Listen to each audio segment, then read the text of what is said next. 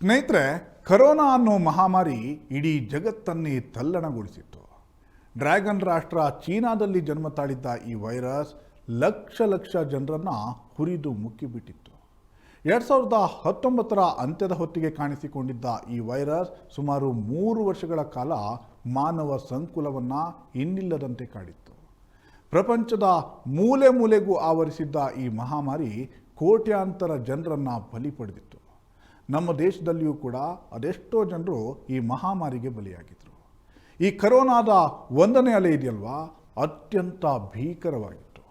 2ನೇ ಅಲೆಯಂತೂ ಮತ್ತೂ ಭಯಾನಕವಾಗಿತ್ತು. ಸ್ಮಶಾನದಲ್ಲಿ ಸಾಲು ಹೆಣಗಳು. ಆ ಹೆಣಗಳನ್ನು ಮಣ್ಣು ಮಾಡೋದಕ್ಕೂ ಕೂಡ ಯಾರೂ ಹೋಗದೇ ಇರುವಷ್ಟು ಭಯ. ಅಬ್ಬಬ್ಬಾ, ಆ ದಿನಗಳನ್ನು ನೆನಪಿಸಿಕೊಂಡ್ರೆ ಒಂದು ಕ್ಷಣ ನರಕವೇ ಕಣ್ಣು ಮುಂದೆ ಬಂದು ಹೋಗ್ಬಿಡುತ್ತೆ. ಪಾಪ, ಈ ಮಹಾಮಾರಿಯಿಂದ ಅದೆಷ್ಟು ಕುಟುಂಬಗಳು ಬೀದಿಗೆ ಬಂದವೋ ಲೆಕ್ಕವೇ ಇಲ್ಲ. ಅದೆಷ್ಟು ಮಂದಿ ಉದ್ಯೋಗವನ್ನು ಕಳೆದುಕೊಂಡ್ರು, ಅದೆಷ್ಟೋ ಜನರ ಬಿಸ್ನೆಸ್ ಹಾಳಾಗಿ ಹೋಯಿತು. ಹೀಗೆ ಈ ಮಹಾಮಾರಿ ತಂದ ಸಂಕಷ್ಟಗಳಿದೆಯಲ್ಲ, ಒಂದಲ್ಲ ಎರಡಲ್ಲ. ಈಗ ಕಳೆದ 1-2 ವರ್ಷದಿಂದ ಮತ್ತೆ ಎಲ್ಲವೂ ಸರಿಯಾಗ್ತಾ ಇತ್ತು.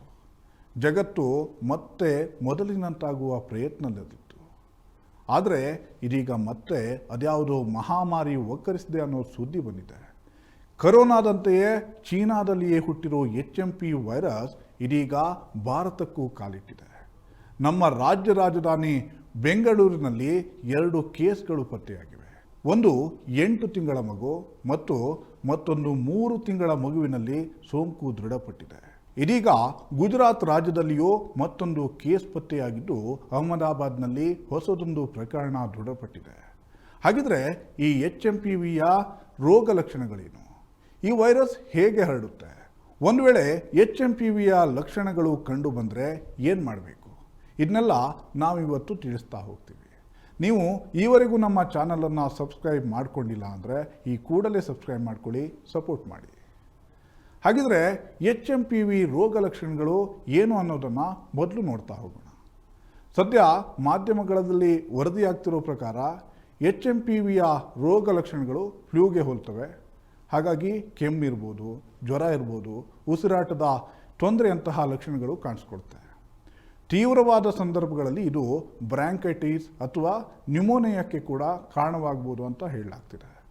ವೈರಸ್ ಹೆಚ್ಚಾಗಲು 3 ರಿಂದ 6 ದಿನಗಳನ್ನು ತೆಗೆದುಕೊಳ್ತಂತೆ.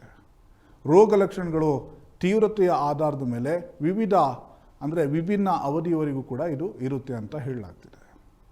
ಇನ್ನು HMPV ಹೇಗೆ ಹರಡುತ್ತೆ ಅನ್ನೋ ಪ್ರಶ್ನೆ ಎಲ್ಲರಲ್ಲಿಯೂ ಕೂಡ ಸಹಜವಾಗಿಯೇ ಕಾಣಿಸುತ್ತೆ. HMPV ಇತರ ಉಸಿರಾಟದ ವೈರಸ್ಗಳಂತೆ ಹರಡುತ್ತೆ ಅಂತ ಹೇಳಲಾಗ್ತಾ ಇದೆ.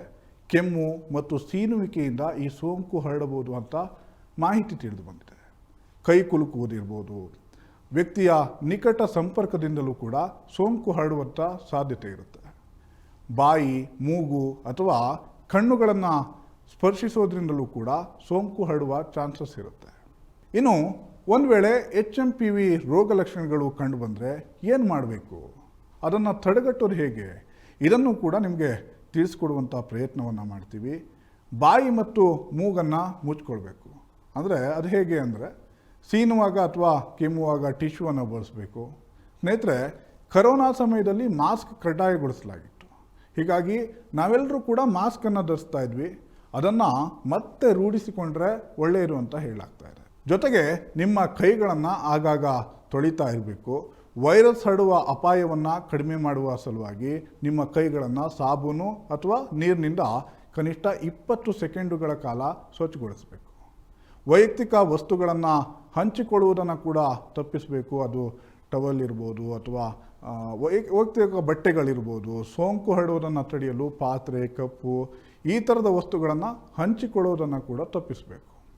ಅನಾರೋಗ್ಯದಿಂದ ಬಳಲ್ತಾ ಇದ್ದರೆ ಮನೆಯಲ್ಲೇ ಇರಿ ಅನ್ನುವಂಥ ಒಂದು ಸಲಹೆಯನ್ನು ಕೂಡ ಸಂಬಂಧಪಟ್ಟ ವೈದ್ಯರಿರ್ಬೋದು ಅವರೆಲ್ಲರೂ ಕೂಡ ಮಾಡ್ತಾ ಇದ್ದಾರೆ.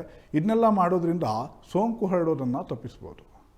ಒಟ್ಟಿನಲ್ಲಿ ಸ್ನೇಹಿತರೆ, ಅದು ಯಾವುದೇ ರೋಗ ಇರಲಿ ಅಥವಾ ವೈರಸ್ ಬರಲಿ, ಭಯ ಪಡೋದು ಬೇಡ. ಆದರೆ ಎಚ್ಚರಿಕೆಯನ್ನು ಮಾತ್ರ ವಹಿಸಲೇಬೇಕು.